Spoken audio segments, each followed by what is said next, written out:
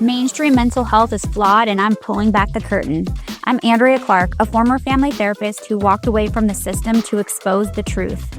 After my own journey from medication maze to holistic healing, I'm here to challenge the status quo and reveal the mental health truths most people don't know. The truth about mental health is your radical roadmap to wellness. Raw stories, expert insights, breakthrough solutions. This is where traditional modalities end and real healing begins. Sofia Fiotaki has walked the path of true healing. Experiencing extreme social anxiety, addictions, eating disorders, and physical limitations led her to traditional methods of healing. Those methods didn't help, which led her to discovering natural forms of healing. Sofia is a coach on a mission to help women overcome their social anxiety holistically, taking them beyond the traditional methods and quick fixes filled with empty promises, so they can take control of their life once and for all. Hi, Sofia. I'm so excited to have you here. Hello. Thank you so much for having me. Yes, absolutely. So I'm excited that we're having this a global conversation, because I live here in Las Vegas in the US and you're in Crete. Yes, it's amazing all across the world being able to connect over a passion about healing. Yeah, absolutely. What, because you aren't originally from Crete. So what brought you to Crete? So I originally grew up in Tasmania, so in Australia, and it was always my dream to come to Greece. We used to come for holidays, always dreamt of actually living there. But yeah, grew up in Australia, so very different mindset, very different lifestyle, very much like work-based, just work and home. Wasn't as much of a relaxed, free lifestyle as it is here. But yeah, definitely a big change in lifestyle and just the people. Yeah, absolutely. So when you say just work and home, what is it like in Greece then, in Crete specifically? So a big difference with Crete is just a really easy example is how much people love their cups of coffee. You know, it's such a big part of the lifestyle here just to meet people with coffees. But when we stay to meet for a coffee, you know, in Australia, you would maybe go out for a coffee, right? But it'll be 20 minutes and then you would have to rush back to your shift. They would have to rush back to their thing. Whereas here, it's a coffee would be 3 hours, 4 hours. You know, you just talk a lot. It's just a lot of time of just slowing down, just talking with everyone. Everyone just talks, you know, and again, it's not a thing as much in Australia. You're very much on your phones and rushing from one place to another. Whereas here, you know, you walk down the street, you're off to an appointment or something and you meet someone along the way, start chatting.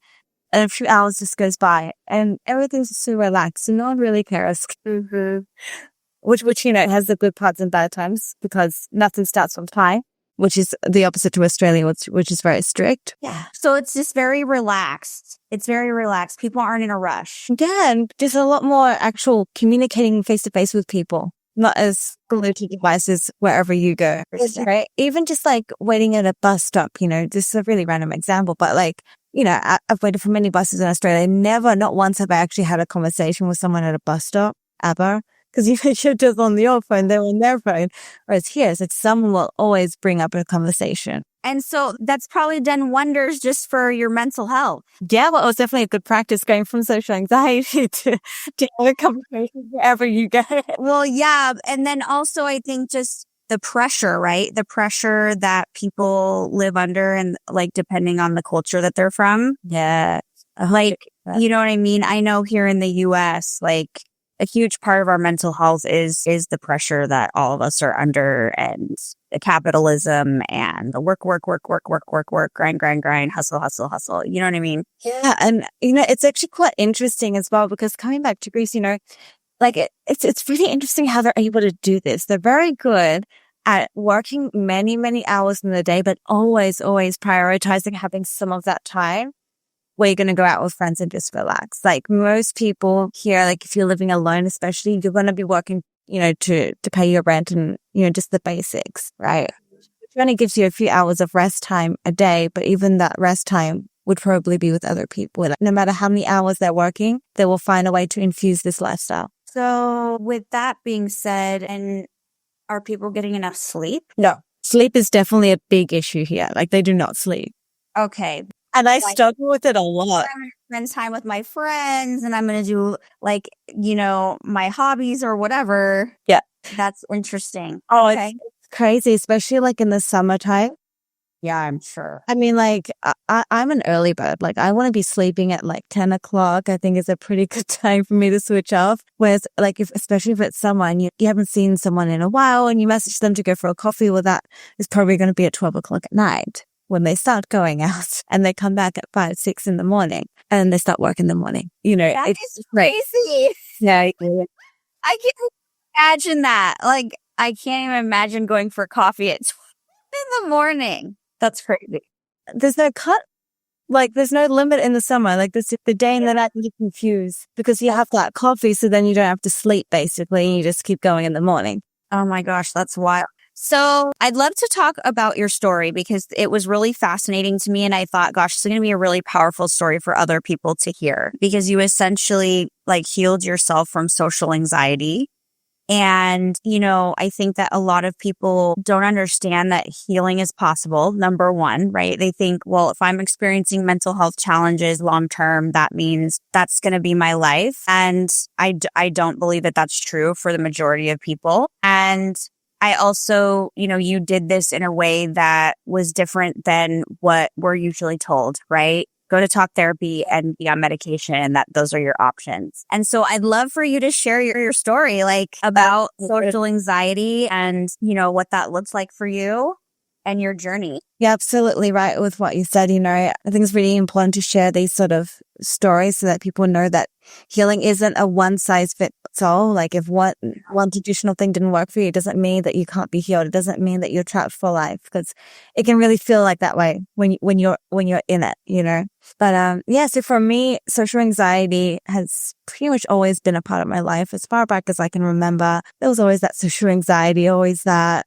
feeling of panic whenever I was in a crowded space. So I mean, this really started to have a really big impact at school. I was just having constant panic attacks in the classroom, feeling really trapped there, but really suffocated around all the people and just constant panic attacks, being sent to the principal's office to sort of get out of the environment for a little bit, then being sent down. You just immediately feel like that odd person out because you're always having to be sent out. You're always having these panic attacks and everyone's just looking at you like you're absolutely crazy because obviously no kid, in a young age is really going to be aware of anxiety, right? It's not really something we're taught about at schools, which maybe we should have been. But anyway, that's a topic for another day. But yeah, so eventually my parents, like any caring parent, thought that therapy would be a good idea to help manage things. It's sort of the first thing people turn to. And I really, really did try to commit to therapy because my parents were really convincing me that this is the way to stop feeling like this and to be able to sit through classrooms and, they paint like a lovely picture on the other side of therapy. And so that was many years. That was around 10 years for me. Question about the therapy. What type of therapy was it? Was it just talk therapy? Mostly. And then later down the line, I had night terrors and insomnia. So then we went to specialists for sleep. And then I also developed eating disorders after that. And then that was the eating disorder specialist sort of therapy. So it's a few different. Was the specialist for sleep, was it a therapist or a psychologist or you might not remember you were a kid, but. No, yeah, I'm really not that sure. But the sleep therapist didn't last long at all. I only went for like a month and I decided that I really didn't like him and I was sick of therapists. So I was, grumpy teenager. I wasn't really interested in trying many things. Well, yeah. And also like when you've done a lot of things for a long time, right? It's like your motivation starts to go. It's like, well, how long am I really going to sit through this? Yes. So, and then I know you shared that you tried medication as well. Yeah. So after maybe the first 5 years or so of therapy, then we moved on to medications. Mm-hmm. And my dad really wasn't on board with this one. It was more so on my mom's side, but she, again, it's the thing that she had heard of a lot being used. So, they're coming from a good place, Well, it's really the only information they're given. Exactly. If you go to a doctor and you say your kid has anxiety, what do I do? They're going to tell you therapy and medication. They're not going to even mention the other things most of the time, Mm-hmm.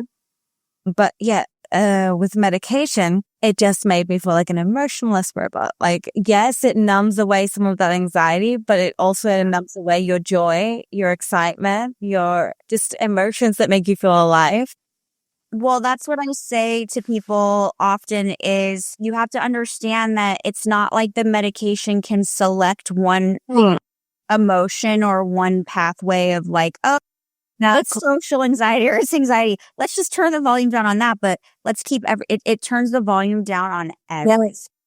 And I think that's such a misconception with medications because they think that it somehow magically targets just that one emotion that you don't like, but everything else stays the same. But it's not at all the case. No, it's really not. And as well as that, I just really hated the idea of like relying on pills to get through my day instead of, because there was also the feeling of I just wanted to understand what was happening, because you just feel like your mind's attacking you all the time. You're like, why? What did I do? Yeah, you wanted to find more of a solution than anything else. Yeah, exactly. To understand the solution, not just taking something to numb it, but like understanding the why behind it as well. But so after not doing so well with the medications, I ended up just beginning to skip classes altogether. I couldn't focus in the classrooms. I was having so many panic attacks, so I pretty much just stopped showing up altogether. Mm-hmm. And then, naturally, I began looking for other ways to numb away the pain because I did get a little taste of it, of what it's like to feel less anxiety when I was on those medications. Yes. And so that's what led to me for a good few years of self-medicating, which started with alcohol and then transitioned to drugs. And it was just a way that I could numb everything happening, Yeah. How old were you when you first started with alcohol? 15, around there. Mm-hmm. But it was pretty much just drinking until you don't feel anything every night and then passing out and just that on repeat. Mm-hmm. Because, I would pretend to go to school, but then I'd just end up spending the day at the beach drinking and just sleeping and drinking. That was it. Mm-hmm.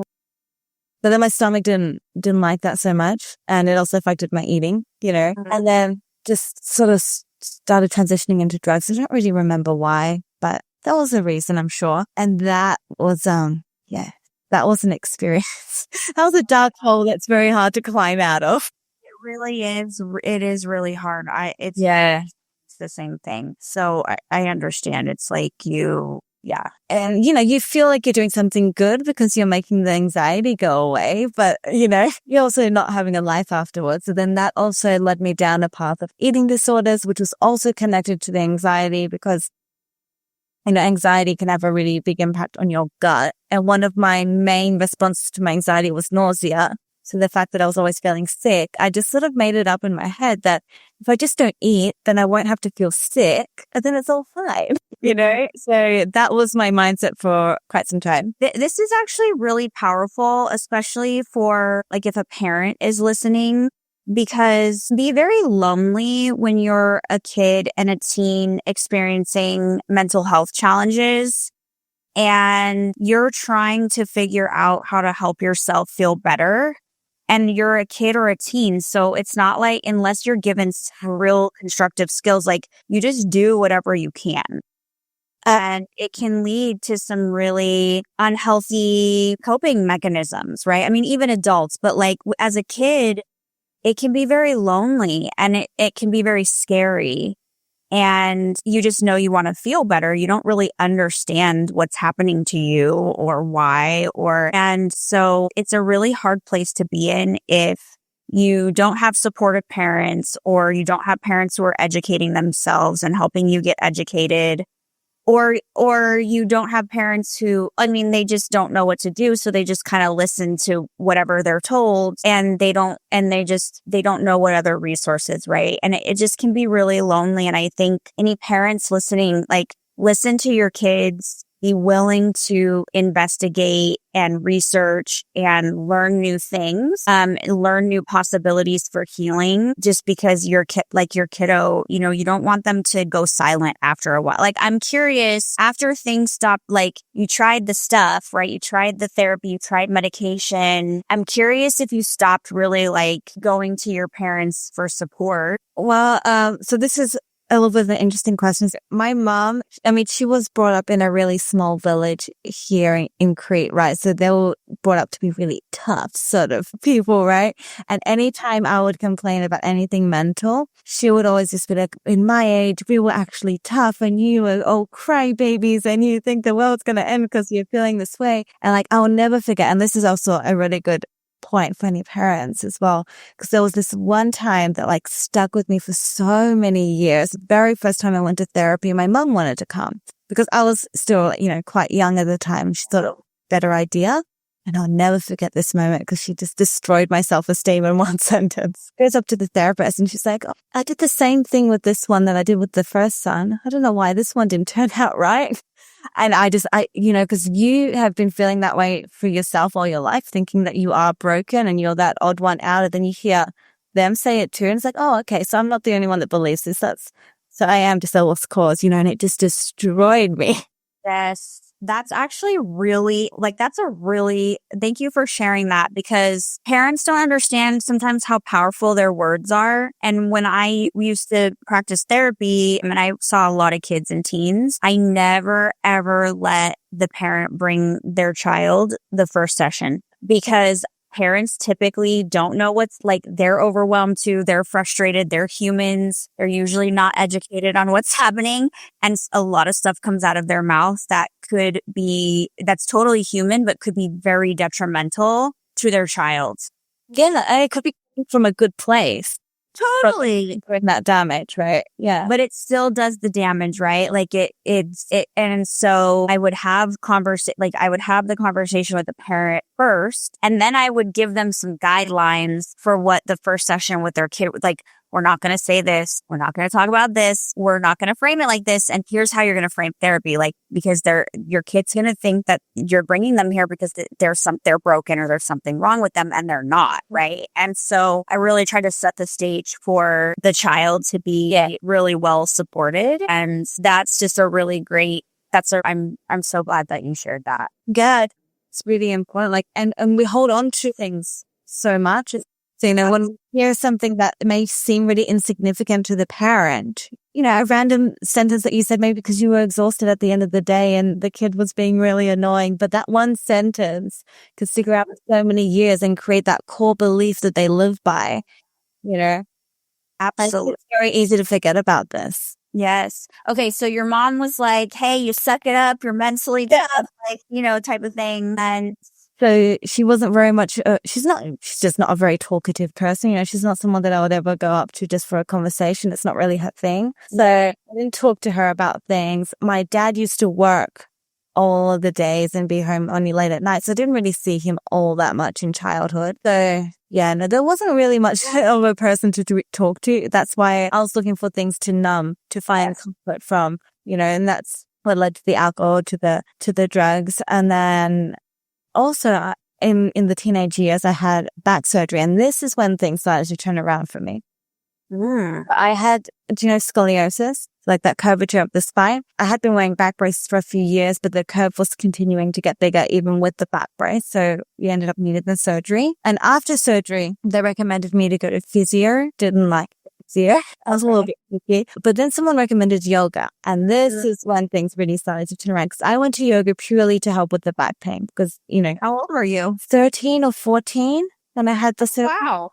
Okay. So I was quite young. I would have done things quite differently if I could turn back the time now. Anyway, because I had no back pain before. After the surgery, I had growing back pain that was just continuously getting worse over the years. After the surgery? Oh, yeah. Before, there was no pain at all. Afterwards, it would just continued getting worse. And so, doctors kept suggesting painkillers, but then the painkillers had bad reactions with my stomach. And then it was a lot of pills going on. They weren't really helping. So yoga became like my stability. The interesting thing was, even though I went there for pain management, this was when I started to have like a little window of hope for my mental state as well. It was the first time that I really discovered my breath, as simple as that sounds. Like I was super anxious in that first class and I could barely hear anything because, my head was just going crazy with like, they're judging you and you're doing this wrong and you're doing that wrong and all the things. And because I had a metal rod in my back, I couldn't do half the poses. So, I already felt like I was going to be the odd one out. But it was like near the end of the class, my mind started to shut down just a little bit for me to hear like one or two sentences from the teacher from the whole class. And it was about the breath. And it was that first time that I really put my hands in my belly and just felt the breath and felt connected to the breath. At that moment, really sparked my curiosity. Interesting. Something that I felt like I could control, but something that was like affecting me in an internal way. Mm-hmm. And so that really sparked my curiosity. And I started working one-on-one with the yoga teacher, also because I just couldn't do the poses in class, but also so we could keep more of that anxiety as well. And so that was a really interesting time. And that really, really helped. So she was telling me about meditation, like she became much of a mentor for me. So it was amazing how I go there just for a physical thing, and I had a very different experience than what I was expecting. But it was a very pleasant surprise. But I was still very much in that hole with drugs at the time, so I wasn't consistent. And you like that experience, and you feel it, and it's amazing. And then months will go by, and you forget about it. And then when the back pain gets too much, then you go back. Yeah. That sort of up and down thing. But eventually it just hit rock bottom. Like it was just getting, the drugs are just taking over everything. Mm-hmm. And that was when like I hit my rock bottom, and I just knew something had to change that. Like if I stay in this loop, we're not going anywhere very fast. Yeah. That was actually when I booked my tickets to Greece. Okay. So I was just thinking like, I want to get out. I need to break this cycle. And I felt like if I stayed in that place, because it's a really small town, you attract the same kind of people, it was so very trapped there. Mind you, I could have just gone in mainland Australia or somewhere a lot closer, but no, the very high me at that moment just randomly booked tickets to Greece. I had no plan, no idea what's going to happen there, but I knew I just wanted to get out. How old were you? 20, I think. Okay. Mm-hmm. 20? Yeah. Mm-hmm. The drugs lasted a few years, so it wasn't like a short time to reach to that point where I was just like, I can't do it anymore. Yeah, so that was a big step. And then, of course, as the day got closer, I was getting super, super anxious about it. So, of course, I was just, numbing it all away. That was just the way to deal with everything. It was a very stupid idea, though, because I also took some drugs before getting on the plane. Like, when I get on the plane, I'm going to get really anxious. So good to have something that will kick in about there. Terrible idea. Terrible. You should not do that on a 16-hour flight. It doesn't work well. But yeah, eventually I got to Athens after like 2 days worth of traveling. It's a long distance. Yes. And that was the moment for the first time in years that I was actually sober. And it was extremely overwhelming because I was feeling the emotions that I hadn't felt in a long time, but also having just landed across the world alone with no plan and having to face people, because in Australia, I had that comfort of if I had to go to the supermarket, if I had to go somewhere that I had to talk to someone, I would put someone in front of me. I would never do the speaking. That could be enough to cause me to panic at that time. So I'd always bring a friend so the friend could do the talking. I'm always in the background. So I knew also that this was my way to force myself to actually speak. It was like full immersion therapy. This is like, feeling it all. I have that. You didn't have any of that anymore. Yeah, it was just like the most cold turkey moment ever, because it's like, seriously, don't have anything. Yeah, good for you. You know what? Your spirit knew you needed it. You know what I mean? That's it. I truly really, there was something in me that just knew that this was the way that things were going to really change and, end up being something really, really good. And so it was my time in Greece that I really started exploring different natural ways to heal. Mm-hmm. Pills of the medication, of the self-medicating, all that stuff. So I was like, right, we know what doesn't work for me. Mm-hmm. Now it's time to explore the other side. And this is when I also, again, started working with that mentor from Australia. Mm-hmm. She already knew a lot of my past and, we had already done a little bit of work together. And so I dived really, really deep into things like mindfulness and meditation. Just the learning to separate myself from my thoughts was such a big moment. Yeah.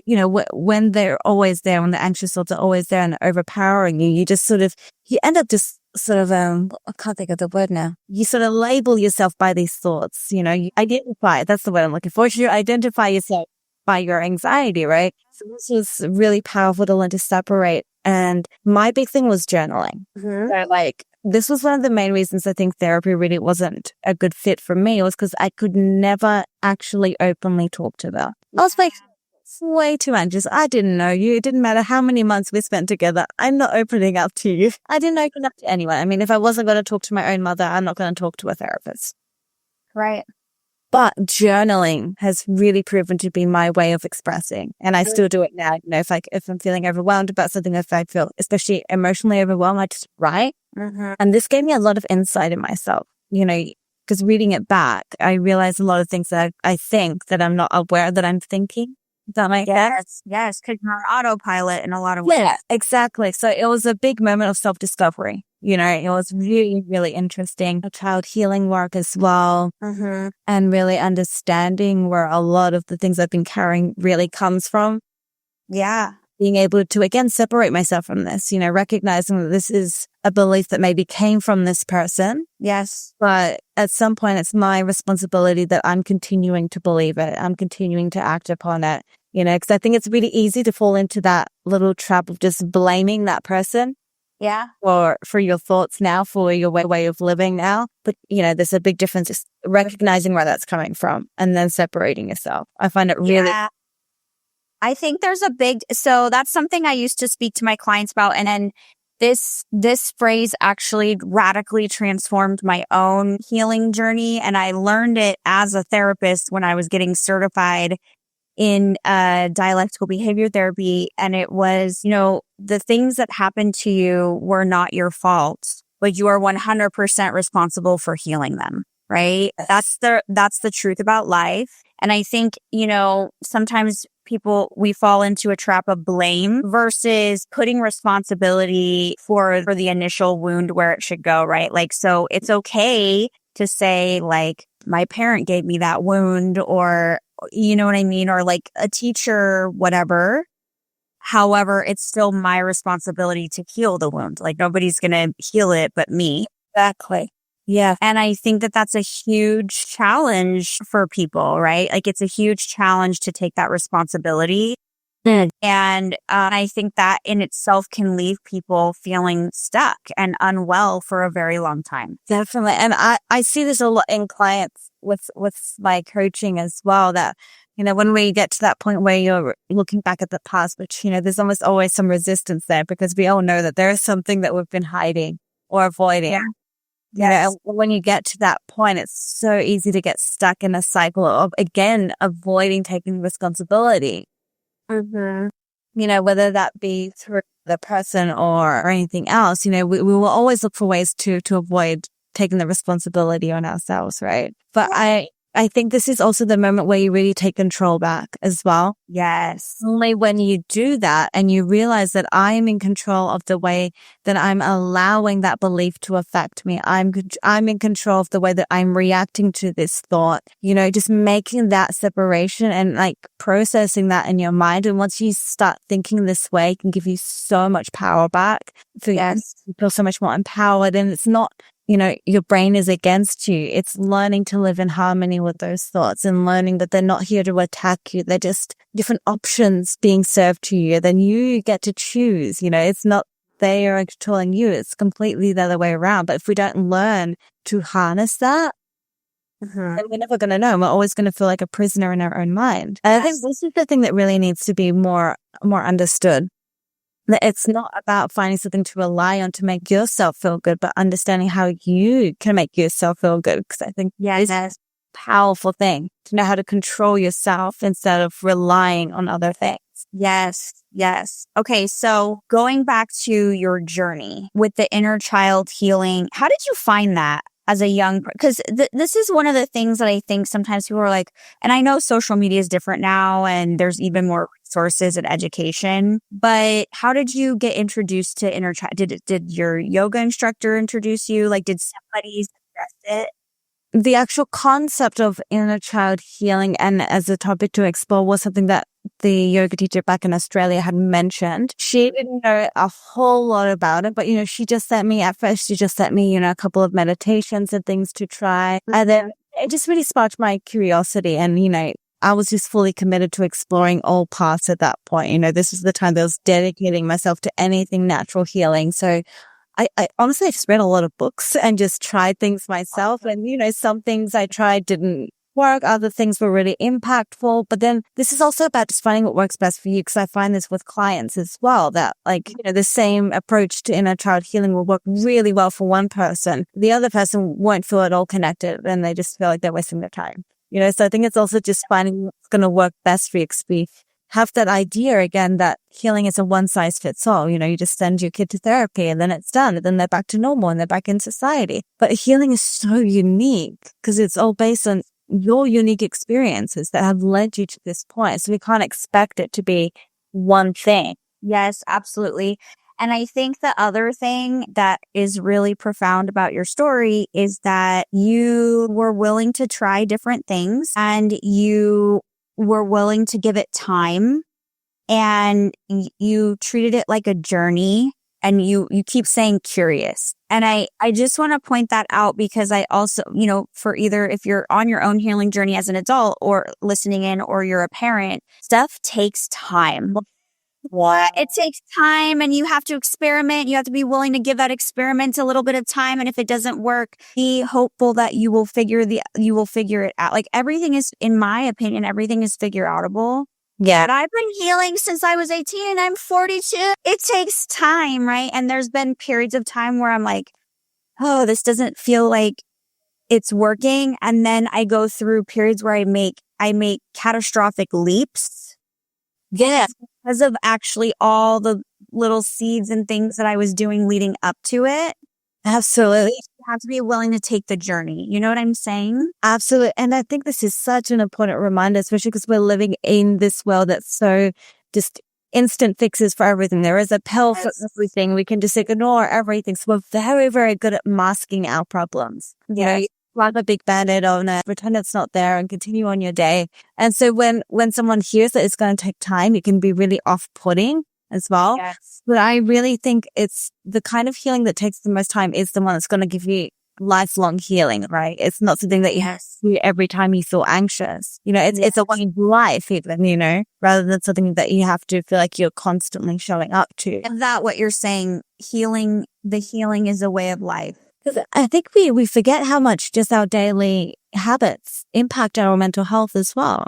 Oh, people don't even understand. Like how we're self-sabotaging ourselves every morning without realizing it, just as simple as not getting enough sun. Back in the day, like people were outside we were created really just being outside pretty much the majority of the day. Most jobs were, you were out in the fields or you were, you know what I'm saying? You had a tiny little space for sleep time, and most people mostly lived outside. And now we live in a society where, you don't really as much as I do, right? But we live in this time where all we are is inside all the time. And the sun is a huge part of our mental health, our circadian rhythm, our sleep, our ability to make certain, neurotransmitters.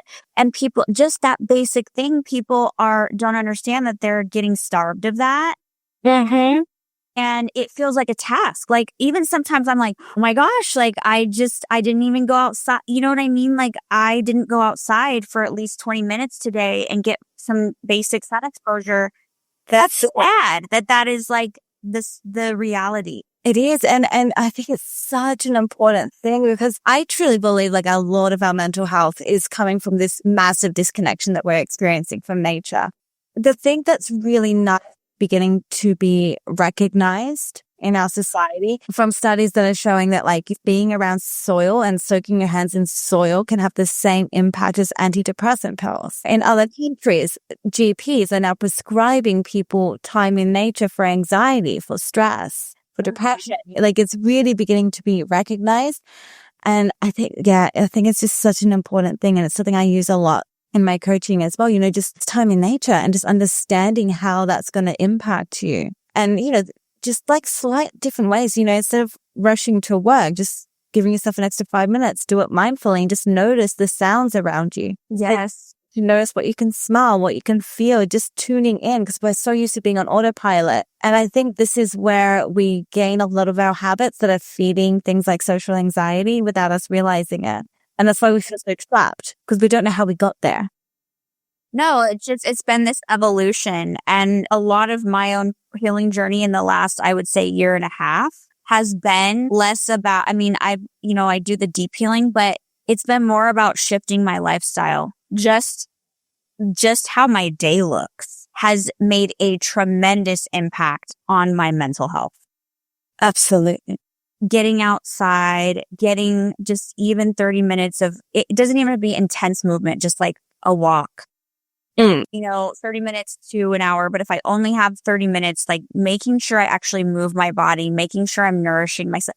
And people think like, okay, that's not, and I'm like, no, like it really does, because we have gotten so far away from how we were designed to live. Exactly. And also just thinking about the pressure that we're on. We're not built to be so active and alert all of the time. And especially our minds, so many people are having these issues with sleep, especially with, that issue of having anxious thoughts when you try and go to sleep. And yet they're in bed and they're on their phone scrolling social media, which is literally telling your mind to wake up and be alert and flooding it with all of this information to process that it's not even built to do. It's not built to process that amount of information in that short. No, you're right. It's like, how do I want to say it? It's like our brains. It's almost like social media makes our brains feel like they're computers, just like inputting.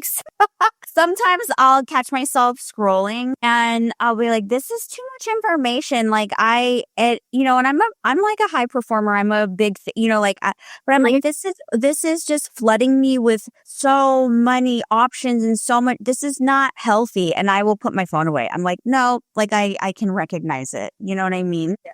Absolutely. Yeah, it's crazy. It's like when I haven't been spending as much time as usual in nature, like I feel it instantly, like my brain turns into sludge. Like I just can't focus on anything. I feel so foggy, and it's like, I know every time exactly what I need, but I find it really interesting because like previously I would never notice these things. Yeah, you probably weren't super in tune or aware. No, but it's really interesting how once you start changing that lifestyle and and it's just the small changes, right? It's not like you are changing everything about your life. It could be just changing the first 10 minutes of when you're waking up in the morning. But once when you try to return back to the old habits, you can really feel the damage that it was doing. Yes. Really interesting that we can get that realization once you sort of flip that. But I think there's also like a big misconception that it has to take a lot of time.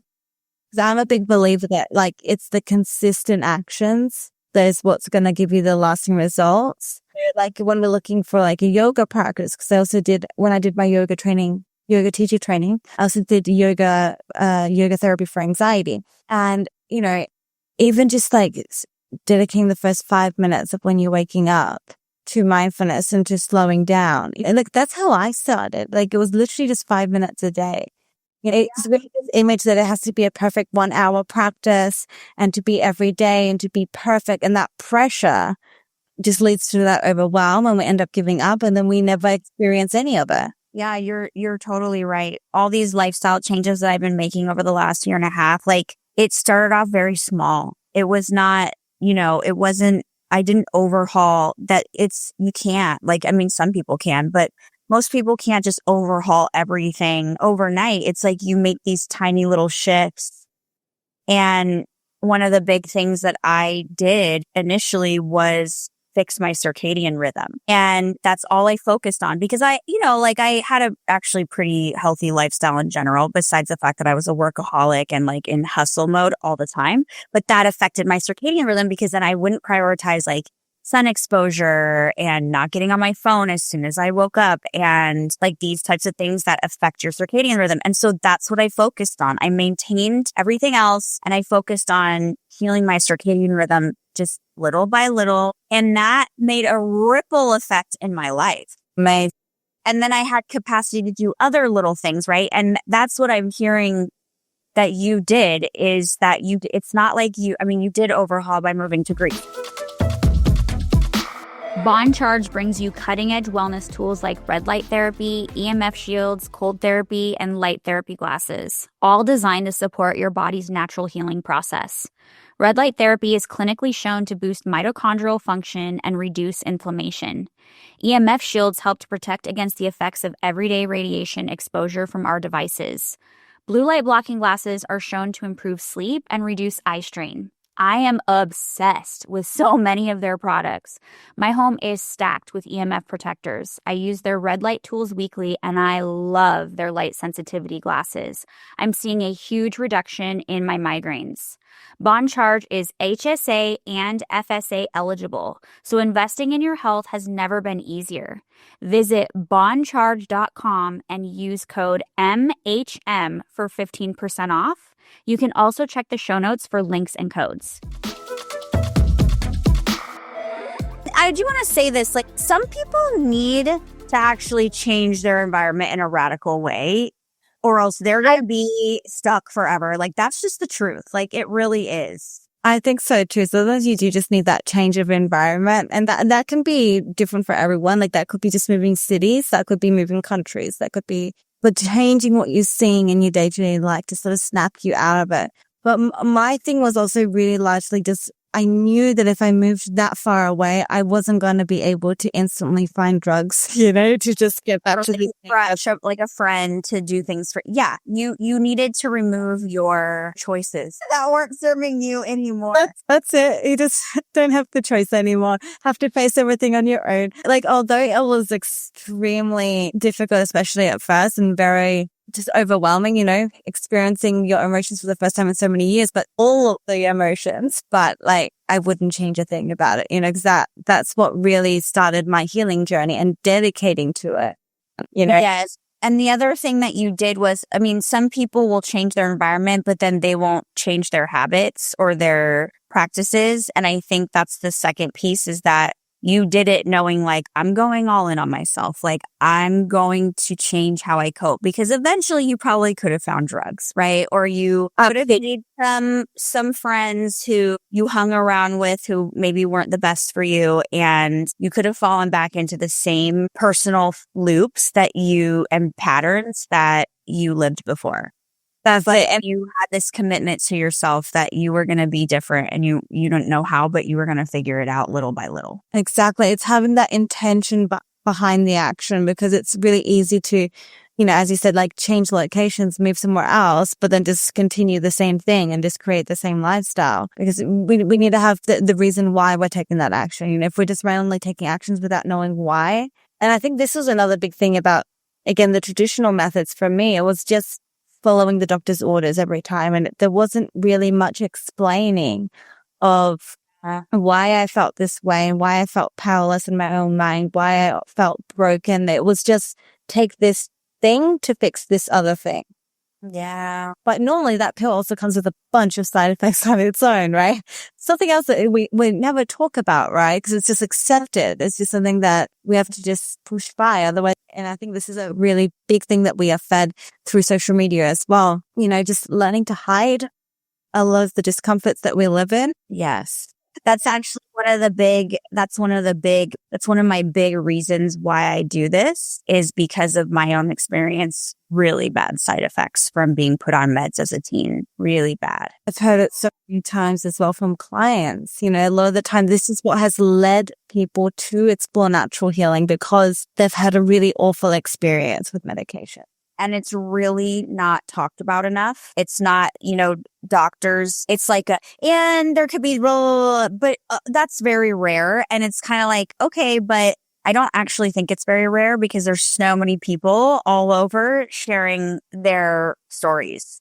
It's really not that rare. Right. And so, it's hard, because that's the main option or whatever. But so you started practicing, you got a yoga certification, and now you're coaching. So clearly you've come to this place where you feel grounded enough where you're like, okay, I want to help others on this journey. That's it. And I think and this is because I always think back to my own experience when I'm doing any sort of teaching or anything, back in that position, and what I feel like I would have needed or what would have made my journey a lot easier. And I think a big part of it is trusting someone that has been in your shoes, that has been through that experience. Because this is my main resistance with therapy, was that I just never felt understood. Yes. So really understanding that this person has been there and they understand that. And this was a big part of why I wanted to help people with social anxiety, because I understand what it's like to be there and to feel so trapped in it, and to just feel like you just need to, because I see this so many times, people giving out advice that with anxiety, you just need to learn to live with it and just accept that that's how you're going to be. And it makes me very angry when I see these comments, because I see it so often. Yes. It's so There's even people who are like practitioners and who are therapists and online saying, well, you can't heal anxiety, but you can learn to live with it, and you can learn to turn the volume down to a certain degree. And I'll be completely vulnerably honest. I think there was a period of time in my own therapy practice when I was way less educated on all this, that I believe that too.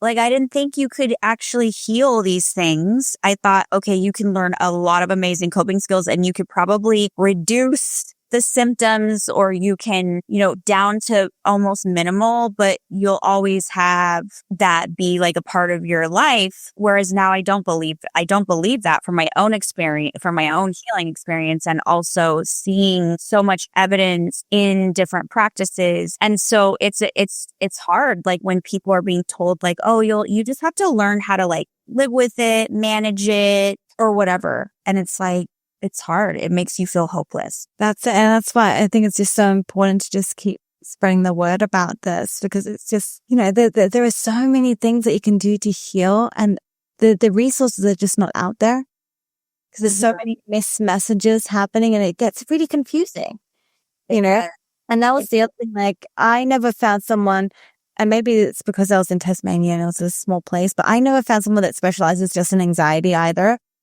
That would have drawn my interest a lot more as well, if I didn't feel like I knew that this person was specialized in this thing. But yeah, so then I did my yoga teacher training, and interestingly enough, I did this when I was recovering from my second back surgery. We metal in Australia, the pain kept getting worse. But in Australia, the doctors, again, the difference in doctors. And now I have trust issues with doctors in general. Like in Australia, I went to Melbourne, I went to Sydney, I went all over to visit doctors to remove the metal. Like the pain just kept getting worse. And they just turned around and said that that's not an option, that once the metal is in, it's in for life. And that's just the way that it works. And I just have to learn to deal with the pain.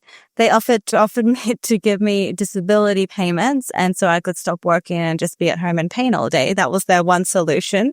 That is so crazy to me. You're telling a 15-year-old to just accept that they're going to be disabled for the rest of their lives because the back pain has no solution. Right now, fast forward 7 years after my surgery, I was in Athens. My pain was so bad that I couldn't last longer than 3 hours at my seated job. Like sitting for 3 hours was too much to bear. And I went to a neurosurgeon there, and he was so shocked. In Greece, they have the same surgery. After 1 year, they remove the metal. 1 year. And in Australia, I really begged them to take it out, and they said it's not an option. It doesn't exist as a surgery. Right. And I had it for 7 years, and he was like, I'm surprised you can even walk with that much metal, because they also used more metal than they would have in Greece. So that was an experience and a half. So it was removing that metal. But then the problem was my muscles in my back hadn't worked for the past 7 years. Yeah. So, it was a whole journey of rebuilding and getting to know my body again through the yoga. And then at that same time, I started my yoga teacher training. So it was a very intense period, but a very, very empowering one as well. And then actually quite soon after that, it was like 6 months after I started teaching yoga, I started training for becoming a coach as well. Because although yoga was a massive part of my journey and it's how everything began, I wanted to share a lot more of the different things that I did, sharing the inner child work, the inner healing, the multiple practices alongside yoga. And that's what led me to the coaching side of things. And now I do a little bit of a combo. Yeah, that's amazing. So, I would love for us to hear just a little bit about your coaching, because we're going to have, your links in the show notes. So anyone who wants to connect with you and potentially work with you will be able to do that. And so I'd love for you just to share maybe just a little bit about your coaching and who you help and who you support? Absolutely. So my main specialty is with social anxiety, but anxiety in general as well, because social anxiety was the main thing that I dealt with, but there was also a lot of other anxiety things happening in my life. So in general, anxiety is my jam, and I do only one-on-one coaching because I am just such a big believer that we need that individual approach. Mm-hmm. You know, as we say, you know, it's all coming from unique experiences, unique cases, unique approaches. And I'm all about just inner work. So really diving deep into getting to the root of the anxiety, understanding where it's coming from, understanding how it's affecting your life as well. Because a lot of the time, it's actually affecting us in a lot more ways than what we are aware of. We said a lot of our autopilot habits. Yes.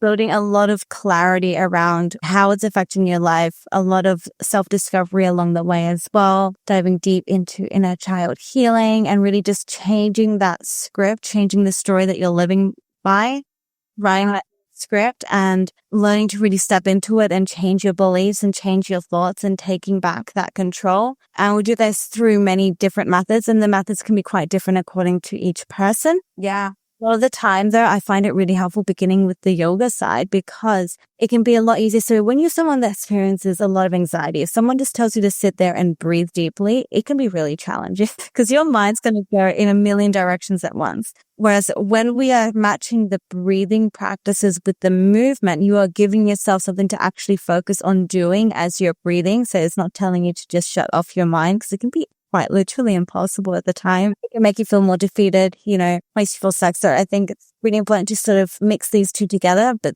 at the same time, you're building that awareness around the connection between the mind and the body. You know, how the stretches to stretch out the body to have that impact on the mind. But yeah, it's a lot about the inner work. We do look at some coping mechanisms throughout the way, just as ways to support yourself throughout the process. Yes. But having a really, really clear distinction between what is a coping mechanism and what is actually your healing work. I have nothing against coping mechanisms. They can be really helpful. And they're nice, like tool belt things to have to turn to when you need to in your day. But I think that a lot of people fall into that trap again of just relying on them and feeling like they are healing themselves by. Yeah, that's so important because honestly, in the beginning, you do need healthy coping mechanisms and tools because you're just not healed or regulated enough. But then, yes, understanding that there's things you can do to heal, and then there's things you can do to support symptoms and discomfort along the healing process. And I think that often is not understood either.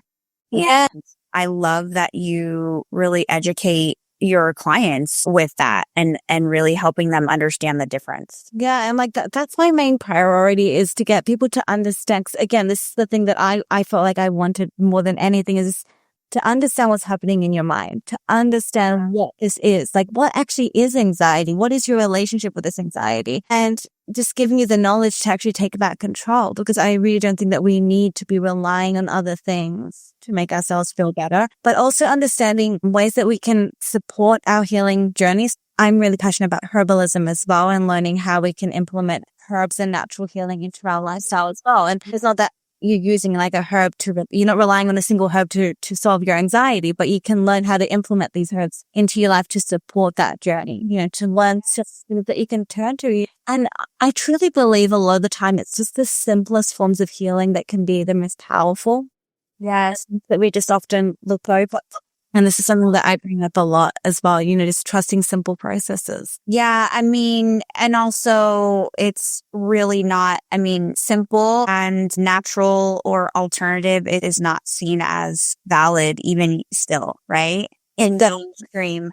And so it's really, obviously the clients that come to you are people who are open and willing to try something that maybe isn't as mainstream. Yeah. Mainly it's people that have come from therapy or other quick fixes, and they just, you know, they leave there feeling more hopeless than ever before. Yeah, and they get to their own point where they're like, I will try anything. I don't care what it is, right? Sad that we have to get to that point, right? It is, but that's where we're at as a society, like globally right now. And my prayer is that can really shift and change. at least we can see this beginning. But I can't remember what countries it is. I'm sure there are at least 2 of them.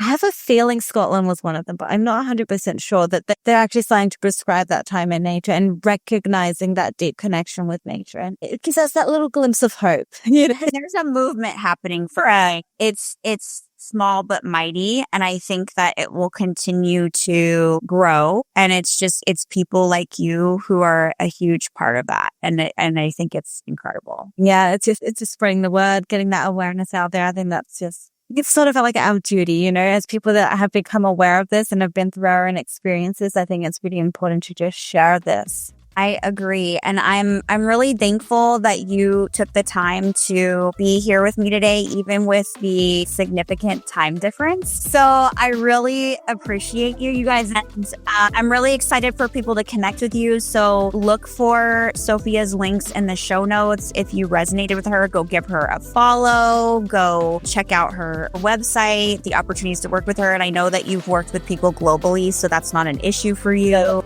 Yeah. And I'm just so thankful for this conversation today. Thank you so much for having me. I'm really honored to be here. Absolutely. Thank you for sharing your story. I know it's going to give hope to so many. Thank you so much. You're so welcome. I am eternally grateful you tuned into The Truth About Mental Health. If this message matters to you, please spread the word by subscribing, leaving a 5-star review, and sharing with someone who needs this knowledge. Let's keep reclaiming our mental health together.